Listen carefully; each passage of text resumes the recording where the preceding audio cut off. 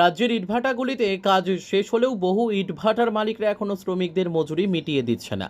শ্রমিকদের নেই থাকা খাওয়ার জায়গা। মজুরি না পাওয়ায় বাড়িঘরে ফিরতে পারছেন না বহির্রাজ্যের শ্রমিকরা।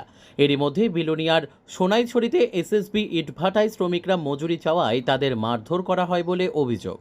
ত্রিপুরা ইটভাটা শ্রমিক ইউনিয়নের রাজ্য কমিটির পক্ষ থেকে শ্রমিকদের এই সমস্ত জ্বলন্ত সমস্যাবলী নিয়ে শ্রম কমিশনারের নিকট ডেপুটেশন দেওয়া হয়। প্রতিনিধি দলের নেতৃত্বে ছিলেন সিটুর নেতা তপন দাস। তিনি অবিলম্বে সমস্ত ইটভাটার শ্রমিকদের পাওনা টাকা মিটিয়ে দিতে দাবি জানান। পাশাপাশি বিলোনিয়ার ঘটনায় দোষীদের বিরুদ্ধে সঠিক তদন্ত করে উপযুক্ত ব্যবস্থা গ্রহণের জন্য বলেন।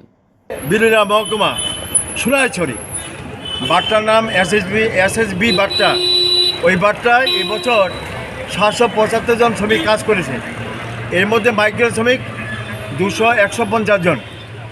এই মাইগ্রেন্ট শ্রমিকদের মধ্যে ক্ষুদ্র অংশ এদেরকে টাকা দিলে পরেও সমেত বৃহৎ অংশ মাইগ্রেন্ট শ্রমিক এখন হিসাব নিকাশ করে টাকা দেয়নি।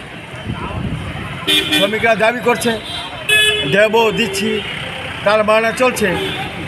গতকাল শ্রমিকরা দাবি করার পর মালিক কর্তৃপক্ষের পক্ষে শ্রমিকদেরকে অভিযোগে এসে সোশ্যাল মিডিয়া এটা বই প্রকাশিত হয়েছে। মহিলারা বলছেন মাইগ্রেন্ট শ্রমিক এরা বিহার থেকে এসেছিলেন, বলছেন যে ওদের গায়ের মধ্যে হাত দিয়েছে, গায়ে মেরেছে। পুরো শ্রমিক তারা বলছে আমাদের মেরেছে, টাকা দিচ্ছে না। টাকা চাওয়া তাদের, টাকা চাইলেও এই যা অপরাধ হলো এর জন্য মারলো, এই অভিযোগ উঠেছে। আমরা পরবর্তী সময় শ্রমিকরা ডিএম অফিসে গেছে, লেবার ডিপার্টমেন্টে গেছে।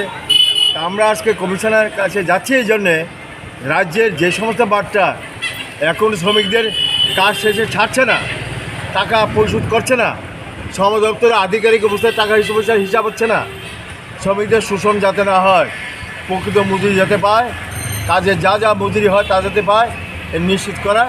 এবং বিশেষ করে আমি বলবো যে এই যে গতকালের ঘটনা শোনা আমরা এই বিলোনিয়া, এই বিষয় পূর্ণাঙ্গ তদন্ত করে শ্রমিকদের টাকা পয়সা দেওয়া এবং শ্রমিকদের উপর যদি দৈহিক কোনো আক্রমণ করে থাকে মালিক কর্তৃপক্ষের কেউ পক্ষ থেকে কেউ, তার জন্য তদন্ত করে ব্যবস্থা নিতে হবে।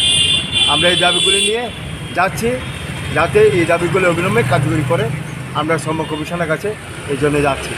Bureau report, news Tele Bharat.